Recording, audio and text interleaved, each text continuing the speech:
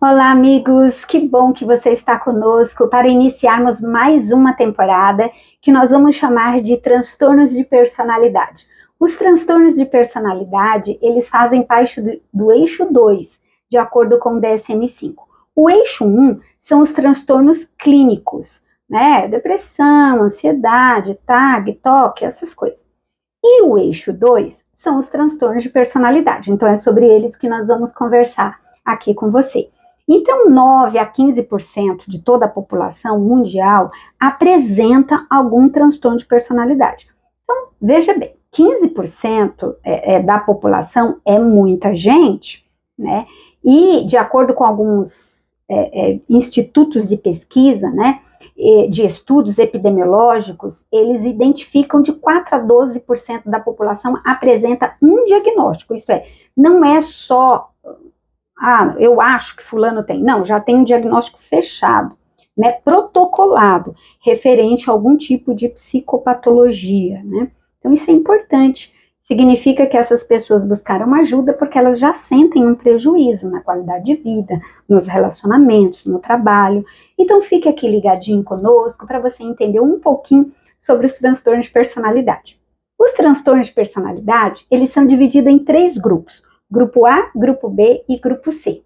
O grupo A são as paranoides, os esquizotípicos e os esquizoides. Né? Então são pessoas, tá ligado muito à ansiedade, à falta de, perda de, e isso corresponde de 2 a 4% da população, né, mundial. O grupo B, né, ele é o grupo dos narcisistas, né, dos histriônicos, dos borderlines e dos antissociais. Então esse é um grupo muito procurado para estudar. As pessoas, a prevalência dele é grande, né? É uma prevalência bem considerável, traz bastante prejuízo. Eles têm também uma vivência ligada à ansiedade com perdas. E nós vamos estudar, depois que a gente estudar o grupo A, nós vamos estudar o grupo B, né, que são os narcisistas, os histriônicos, os borderlines e os antissociais.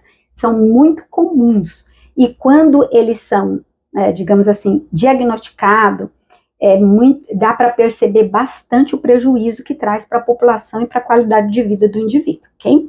O grupo C são os obsessivos compulsivos, são os dependentes e os evitativos, né?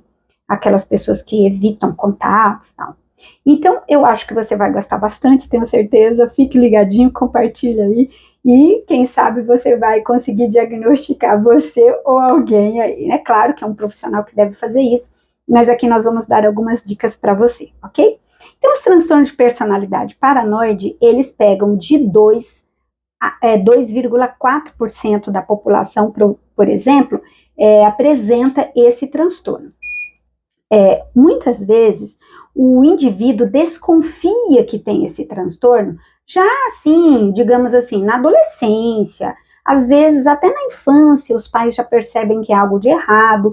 Por isso o diagnóstico ele precisa ser longitudinal, né? Isto é, o adulto procura ajuda, então quando ele procura ajuda, um profissional, um psiquiatra, um psicólogo, o profissional deve fazer o estudo longitudinal, isso é, deve voltar no tempo e ver como que era o comportamento desse indivíduo na adolescência, como que era quando ele era juvenil, né? Como que funcionava, sei lá, até na infância, né, ali naquele período 10 anos, 9 anos, como que ele funcionava? Dependendo do transtorno de personalidade, os sinais já aparecem na primeira infância. Então, isso é muito importante ficar ligado nesse aspecto longitudinal do indivíduo, desse jeito de ser, porque personalidade, o que é? Um jeito de ser transtornado, isto é, inadequado, ok? Então, a personalidade, ela é um jeito de ser, e esse indivíduo, ele tem um jeito de ser paranoide. O que é paranoia? Né? Então, um indivíduo com paranoia é um indivíduo que acha que ele está sendo explorado, que ele está sendo maltratado, que ele está sendo enganado por outras pessoas. Ele não confia em ninguém, suspeita de todo mundo e acha que o mundo inteiro está querendo prejudicá-lo. Então, é isso aí, esse é o resumo.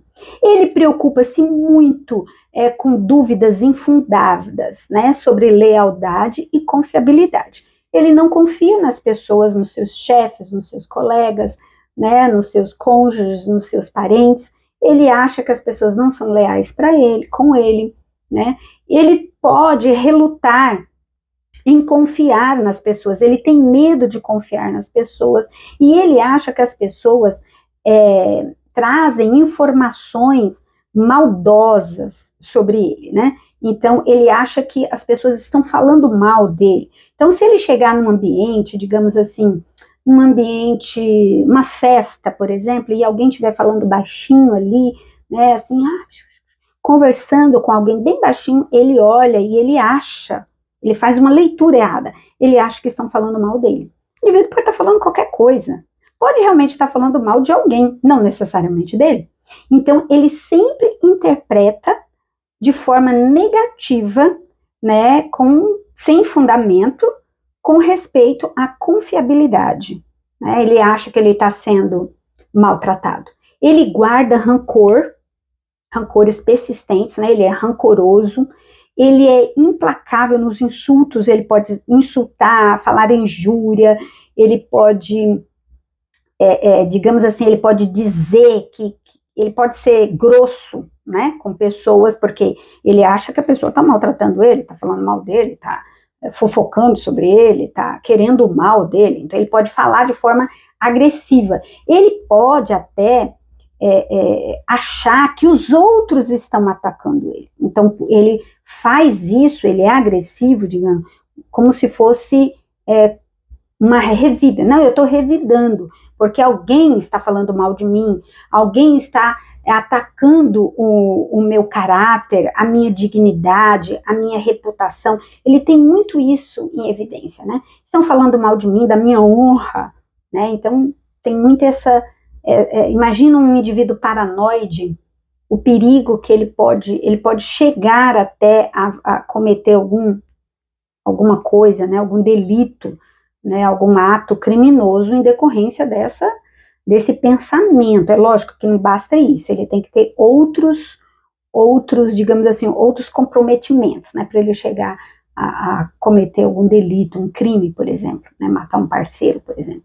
Ele tem suspeitas recorrentes, mas não há uma justificativa, né, então sobre a infidelidade do parceiro. Então ele acha que o parceiro dele, namorado, esposo, é infiel, e até colegas. Só que ele não tem provas, digamos assim, o indivíduo não demonstra com atitudes ou com palavras essa infidelidade, mas ele acha que ele está sendo traído, né, que ele está sendo, digamos assim, sei lá, que estão querendo o mal dele, que não são fiéis a ele.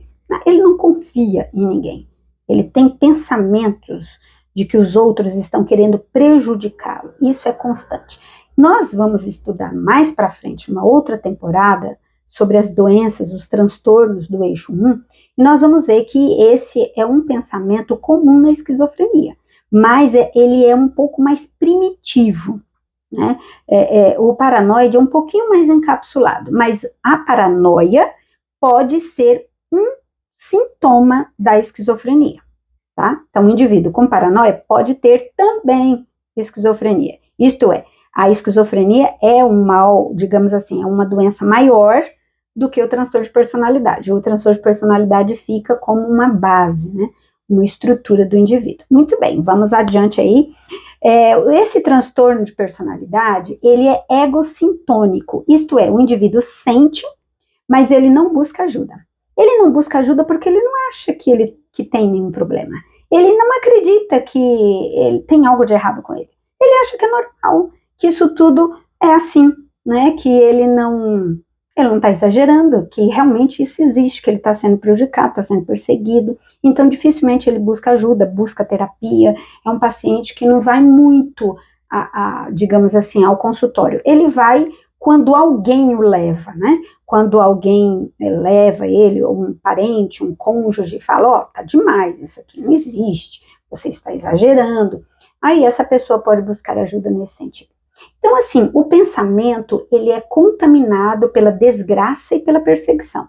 Então, o indivíduo com paranoia, ele tem um pensamento, ó, desgraça, uma coisa horrorosa vai acontecer, estão me perseguindo, estão me prejudicando, querem o meu mal, querem acabar comigo, querem acabar com a minha reputação, né? Estão falando mal de mim, querem me prejudicar. Ele só vai ao consultório se alguém levar, porque ele não reconhece isso. Ele também é incapaz de relaxar, então ele tem um nível de ansiedade elevado, então ele fica sempre tenso, um pouco mais assim, tenso, irritado, né? Ele também tem um pensamento inflexível, né? Então ele, não, eu tenho certeza absoluta que estão querendo me prejudicar, certeza, eu sei, eu sinto que estão falando mal de mim. Ele acredita piamente nisso, é triste, né? Então, a realidade é como se a realidade fosse mal interpretada.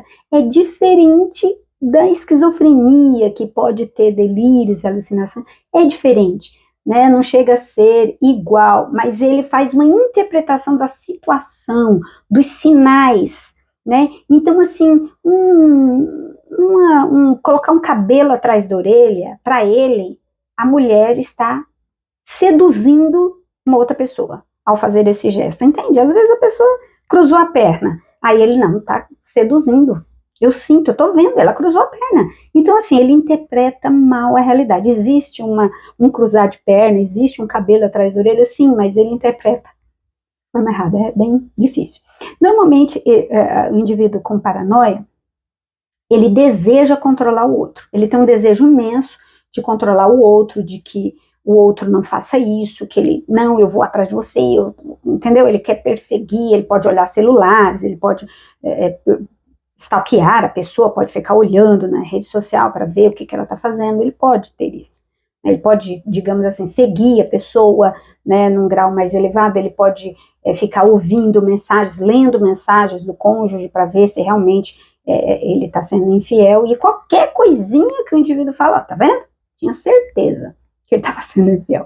Ele tem medo de ser humilhado, né, na verdade, de ser ridículo, né, das pessoas estarem falando mal dele. Ele tem uma baixa autoestima, ele se sente inferior, ele se sente fraco, incapaz. Isso não é tão consciente, mas ele sente isso, mas muitos deles não verbalizam, não conseguem, digamos assim, falar isso claramente, né, não tem uma percepção clara disso. Os pacientes, então, com transtorno de personalidade, dificilmente eles permanecem na terapia, porque eles desconfiam, inclusive, do psicólogo.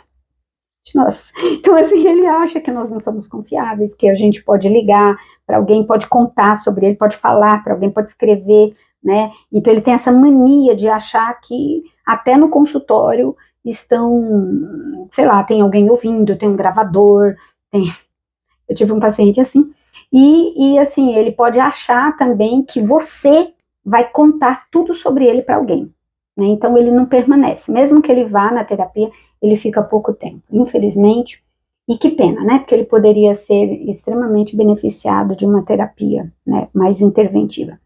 O paranoide, ele acredita que as pessoas são perigosas, não são confiáveis, são desleais, ele precisa andar em vigilância, então ele tem que estar sempre em estado de alerta, monitorando tudo e todo mundo, porque ele desconfia e suspeita de tudo e de todos, né? Ele precisa, assim, de mais serenidade, de confiança, ele precisa aceitar, acreditar no outro, né? Ele precisa confiar que ele é um indivíduo suficiente para que o outro fique ao lado dele. Então, assim, é realmente uma situação bem difícil de conviver com alguém assim. Muitos deles não ficam assim em relacionamentos duradouros, porque eles acham que o outro indivíduo não aguenta, né, essa mania, né, dele de ficar controlando, monitorando, vigiando, desconfiando, né, e às vezes até ele pode ser agressivo, né, falar de uma forma mais agressiva com o outro. Então, eu tenho aqui alguns conselhos, né? Se você acha que você tem esse transtorno de personalidade, ou você convive com alguém que tem esse transtorno de personalidade, separei 3 versos da Bíblia, 2 versos de Provérbios e 1 de Salmos, que pode ser muito útil para você. Olha só, Confia no Senhor de todo o teu coração e não estribes o teu próprio entendimento. Reconhece-o em todos os teus caminhos e ele endireitará as tuas veredas. Olha que verso lindo, lindo, né? Aqui diz que nós devemos confiar no Senhor de todo o nosso coração. A partir do momento que o indivíduo consegue confiar em Deus, consegue confiar na proteção de Deus, no cuidado de Deus, com certeza ele vai aprender a confiar nos outros também. E Provérbios 16:3 diz assim: confia ao Senhor as tuas obras, os teus pensamentos serão estabelecidos. Então, assim, se nós confiarmos em Deus, a nossa obra, quer dizer, as nossas atitudes, o nosso comportamento e também os nossos pensamentos, nós seremos mais felizes, né? Salmos 27:14 diz assim: espere no Senhor, anima-te e ele fortalecerá o teu coração. Espera, pois, no Senhor. Então, a maior dificuldade do paranoide é confiar.